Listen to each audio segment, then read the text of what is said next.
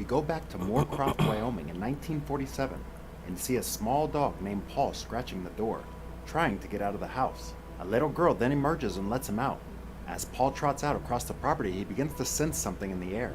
We hear low humming sounds as Paul looks up. A soft orange glow reflects in his eyes and Paul whispers, leaving the little girl stunned and speechless as she draws near. What happens to the dog Paul? What were the orange pulsates in the darkness? This is Movie Shortens. Follow us today to the movie titled Paul, 2011.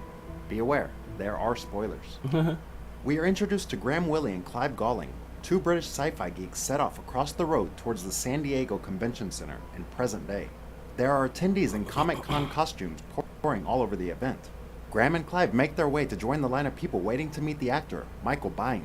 After a long day, Graham and Clive return to their hotel's room filled with bags of stuff from the convention. The two friends believe this trip to the US is part of their dream come true as they'll drive through America's most famous UFO hotspots after the Comic-Con. They are Area 51 and the Black Mailbox in Nevada, then down to Camp Verde, then to Apache Junction, and then on down to Roswell, New Mexico for the site of the famous crash of 47. The following morning, Graham and Clive are waiting for their transport. A large RV pulls up and the two quickly run off towards and speed up. At a stop in Arizona, Graham and Clive have a fun time with the bartender named Pat. The two are quite impressed with the UFO and the alien paraphernalia surrounded in the bar. As Clive goes to the toilet, Graham is left alone. Right at that time, two grumpy men enter and Graham becomes uneasy. Clive strikes Graham as he returns, full of excitement about a dispenser which is shaped like an alien's head in the Malian toilet. The two men begin to smear Clive and Graham as weirdos and assume they might be homosexual. Sensing the tension, Clive and Graham hurriedly leave the bar. Clive accidentally reverses and crashes the RV to the men's truck, leaving a dent. At the Black Mailbox, after taking photos, the two spot a truck from a distance. They quickly scramble for the RV, thinking it must be the two odd men in the bar. As the car passes their RV, it suddenly flips over and tumbles several times, bouncing across the road and sliding to a smoking stop on its roof. The RV pulls up to the crashed vehicle and stops. Graham and Clive approach the smoking car, but no one is found there. Graham decides to dial for help, but before he can do so, a male voice raises from behind them. While the friends are still confused, the figure stands and steps into the light. Standing in front of them, clad only in cut-off shorts and flip-flops, is an alien. As the alien commands the two to put the phone down, Clive drops backward and... Man, he fainted. I'm out. Boy, I'm grabbing his fat ass, I'm dragging him to that RV, and I'm going 100. Hopefully that RV could go 100, cause we out. If that alien got good news, he better chase us down and say, hey, I come in peace. Bro, what? Imagine there's really aliens out there, and we just sitting down here so naive, thinking like, we the only motherfuckers in this planet. I'm probably just saying that, but look, there's mad people out there that's thinking the same shit, like, oh, we just this humanids. What the fuck I just said? Oh, yeah.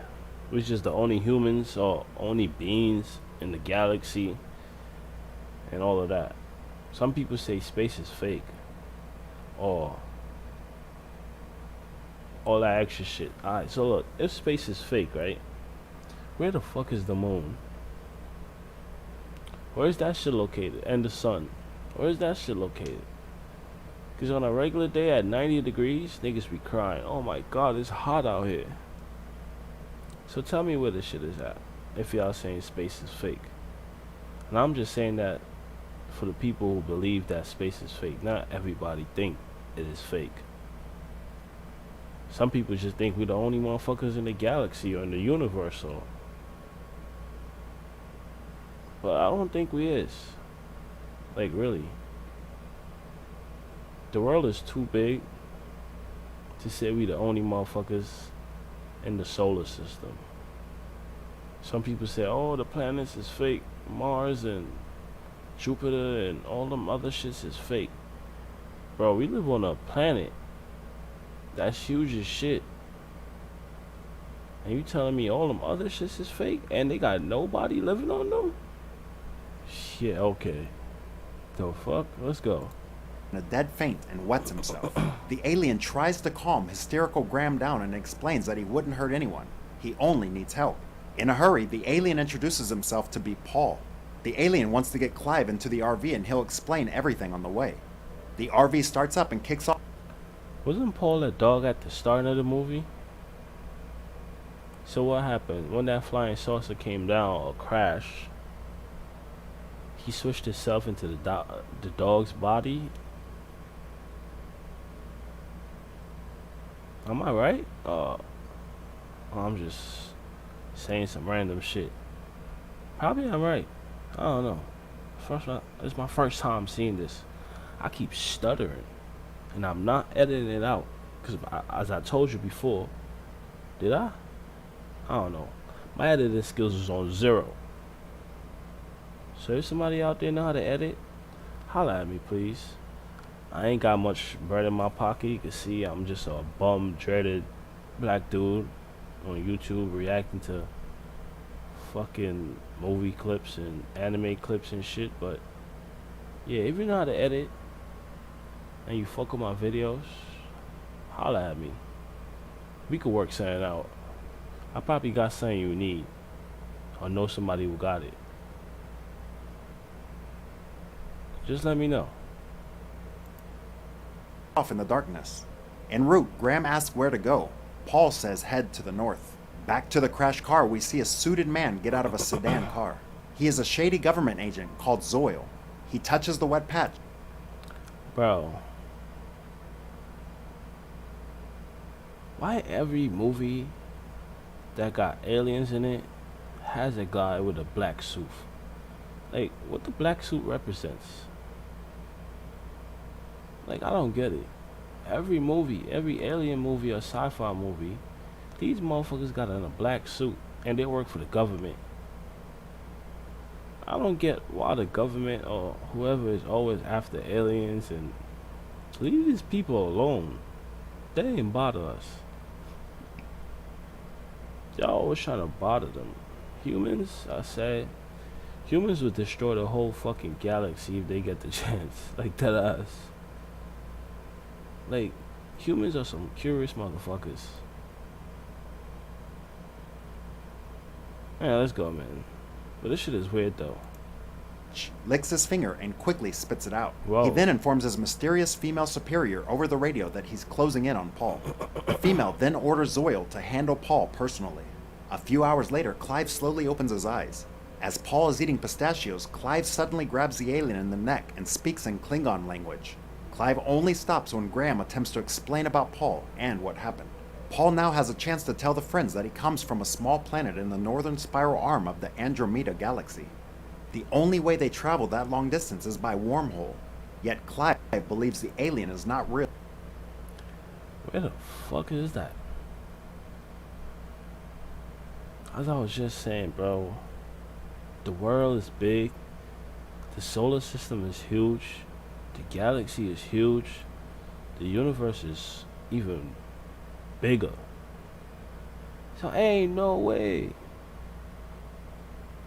It's just got us ignorant fucks living. Like, people even said dinosaurs is fake. How? We wasn't here when this whole shit started. Like, I don't know, bro. The world, everything is just weird to me. Like, next thing, sorry for holding y'all up, but isn't it weird that I know, like, hey, we've been around forever, we developed a language so everybody can understand, but sometimes you gotta stop and think, like, who made these words and gave it meaning? Did they leave a manual with these words and say, hey, this is how you explain this and explain that? You never seen, like, the people who be digging the ground, what you call them? Archaeologists? I probably said that wrong, but they be finding tablets and caves and all types of shit with different writings on it, and we can't even translate this shit. So-called people out there be able to translate it. Why? How is y'all able to translate this shit, but not everyone? Like this shit is crazy. Like you be seeing like certain words like a stick and a O and a V and a fucking animal and a plane and it finna mean something. But our language is just like regular letters and numbers and who the fuck created these shits? Tell me. Cause I be baffled, bro. I be thinking about the smallest shit. Like yeah, somebody just made a box. I ain't even gonna say it made a box. They just made a something and then named it a box. Like why the fuck you named it a box? And this, my hand. How y'all know this is a hand? And not my legs. Yeah, I'll probably go off track, man. Let's go. Fuck. And tries to slap Paul in the face. Clive only releases Paul when they look out of the RV to see the flashing lights of a roadblock. Graham slows down, only to realize that Paul has vanished. Graham and Clive stand outside the RV being questioned by an agent named Haggard. We can hear noise and activity from the RV made by another agent called O'Reilly, who is aboard the RV and checking it around. After finding nothing suspicious except for some pissy jeans, the agents let go of the friends.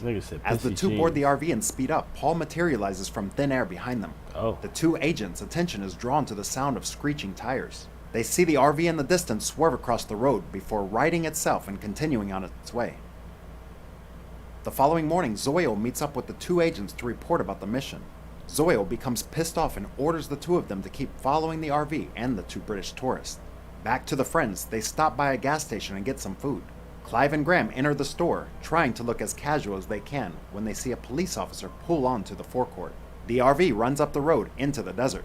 Suddenly, something strikes the windshield. Oh. Everyone jumps and Graham brings the RV to a halt.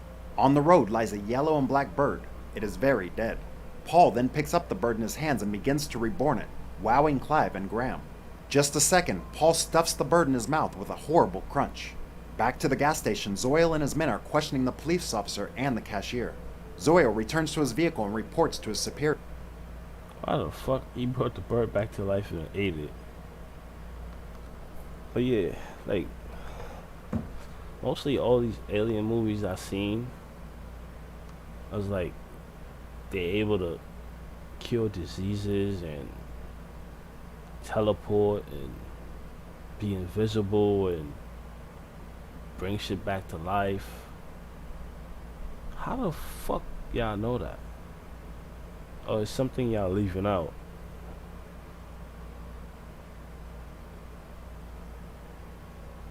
You know what? I'm gonna keep that to myself. So I don't want nobody like Agent Doofus over here knocking my door at 12 in the night like, hey, open up. It's the US government. We trying to find out. I don't know shit, my boy. Just as you trying to find out, I'm trying to find out my damn self. Let's go. She orders Zoil to bring back that alien as soon as possible, no matter what it takes. At dusk, the RV pulls up to spend a night at an RV park. They meet with the park's owner named Ruth, who wears... Yo, as they talking to that lady, right? Something now hit me. At the start of the movie, the little girl and the dog ran outside. I forgot what her name was, but I remember the dog name was Paul.